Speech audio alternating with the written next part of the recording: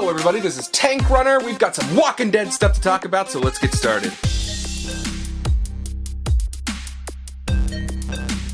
This is fair warning. If you are a fan of The Walking Dead and you don't want spoilers and you're not completely caught up with the show, stop here. The internet has blown up with opinions on what has just happened on the Season 6 finale of The Walking Dead. Some people are saying that this is amazing drama, and other people are saying that this is a huge letdown. For those of you that aren't familiar with what happened, let's just do a quick rundown of the scene. The Saviors have surrounded Rick and company in the middle of the woods. Negan finally makes his star appearance. The problem that everyone's having with the scene is that Negan tells them that he has to beat the shit out of / kill one of them, but right when he finally chooses one of them, the camera switches into first person, so you don't get to know who exactly dies at the end of the season. And that, my friends, is what this video is all about.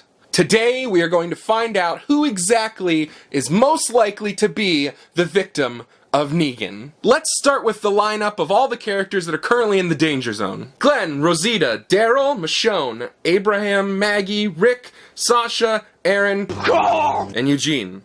Lined up in that order.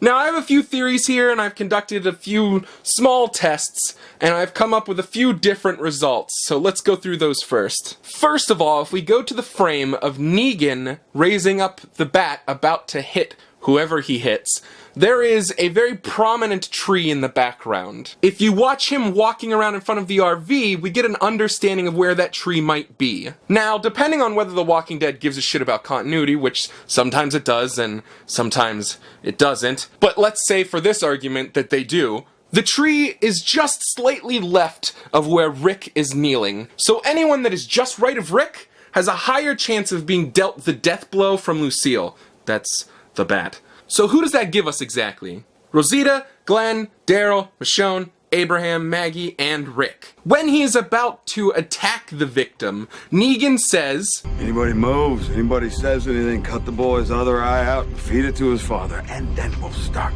This would be an extremely weird thing to say if he was attacking Carl or Rick. Also, the chances of killing Rick were very, very low, considering he is basically the main character. When Negan first hits the victim at the end of the scene, this happens.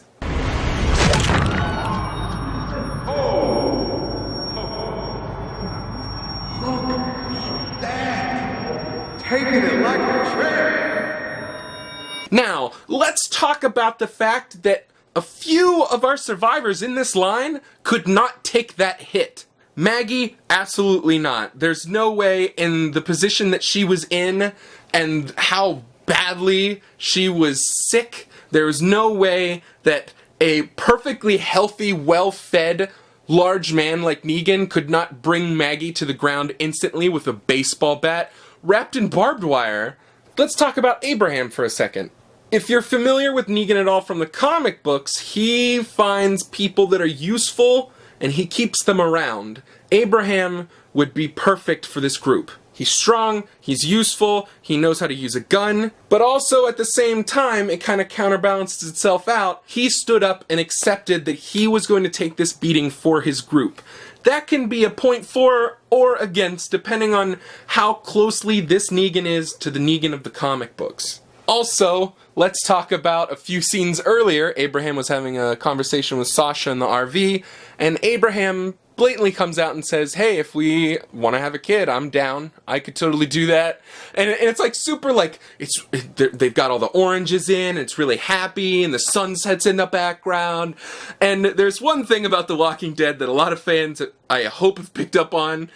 When you start to feel good about a character, when a character starts to be happy, when you start to learn more about a character, when they become more developed, they fucking kill him. So, the chances of Abraham dying here in this scene go up because of that. The Negan in the comic books has a really weird thing for women. He doesn't want to hurt women, he wants to keep them safe. And so far in the show, we've kind of seen the same thing, considering we've only seen maybe 2 or 3 females that fight for Negan. In the comic, Negan takes every single person who joins his group's girlfriends and wives and female loved ones, just family, anyone who's a female, he takes them and makes them his wife. He's got a bunch of wives. So not only does Rosita have a higher chance of surviving this, but so does Michonne, Maggie, and Sasha. There's a few reasons for and against it being Glenn. First off, Glenn was killed by Negan in the comics. But also, on the other hand, Glenn has already been quote-unquote killed this season. So do they really have the balls to make us go through a whole like, oh no, Glenn, no! And then just a few episodes later decide to kill him off for real anyway? That seems like a really dumb decision and really poorly written. A lot of people think that The Walking Dead could have possibly just killed off Daryl, the fan favorite. This is where things get a little complicated because I had to do some research here.